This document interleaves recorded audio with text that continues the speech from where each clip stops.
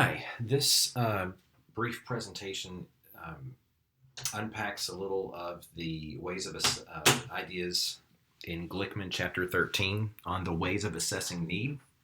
It's critical, though, that you understand um, these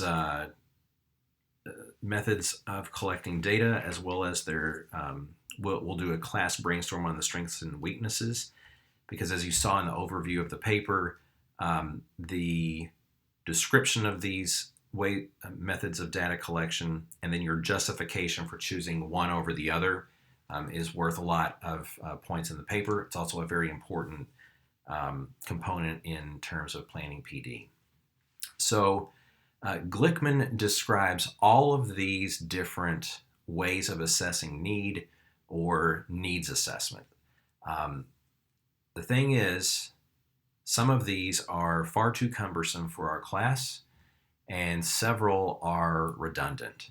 So, for example, third party reviews, not for example, um, the third party review, the Delphi technique, and the nominal group technique are far too time intensive to use for your PD paper. So, you should not, I don't want to see anybody using these three ways of assessing need. And then at the same time, the ranking survey, a written open-ended survey, multiple choice survey, these are all just ways to say survey.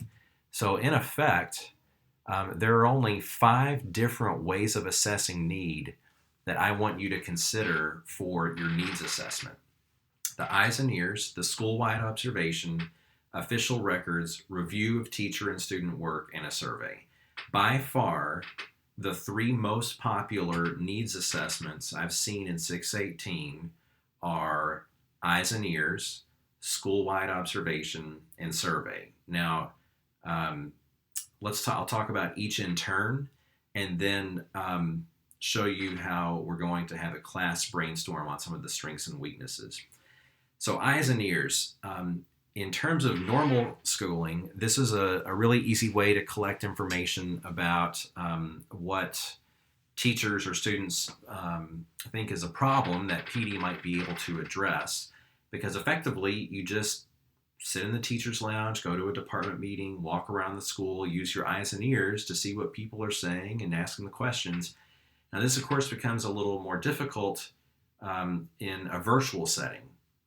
So, I suspect I will see fewer eyes and ears needs assessments from this group of papers. School-wide observation. This is just it's your traditional type of observation. Again, easier during face-to-face setting, but still relatively easy in terms of a virtual setting. What you would need to do is reach out to a colleague, potentially drop into their virtual classroom, or you could use a combination of school-wide and eyes and ears and just talk to some of your colleagues about some of the challenges that they're encountering in their classrooms. Official records is fairly straightforward. Any documents or information concerning achievement scores, student discipline, attendance rates, etc. Review of teacher and student work, also self-explanatory.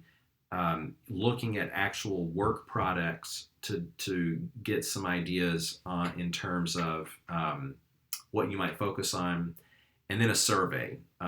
Typically, students in my class use surveys that are no more than 10 items, lots of multiple choice surveys. Some students also use 1 or 2 open-ended survey items to pose questions to teachers about topics that they might be interested in.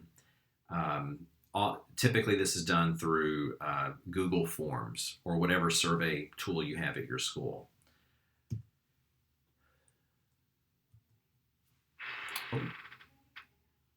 Uh-oh. You can't see all of my screen. Oh no, so sorry. Okay, there we go, a little bit better. Okay, so a critical aspect of the PD project assignment is discussing why what the two of the five techniques that you're going to choose made sense for you.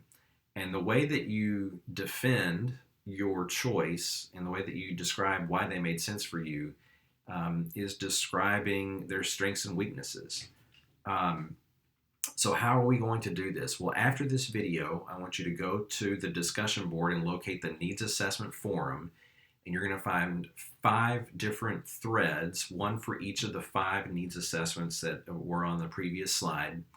And I just want you to list what you think is one strength of the given needs assessment and what you think is one weakness of the assessment. So, for example, in school-wide observations, a strength might be that you think that this might be the best way to collect information about teacher performance. It's better than a survey because you're not asking a teacher to describe their own performance. You get to see it for yourself. You can't really get that type of information of teacher performance through official records. It's also, you could potentially get it through eyes and ears, but this is the type of argument that you have to make. A weakness of observations is that they tend to be more time intensive for you than, say, a survey. So at the end of this, go to the discussion board and list a strength and a weakness.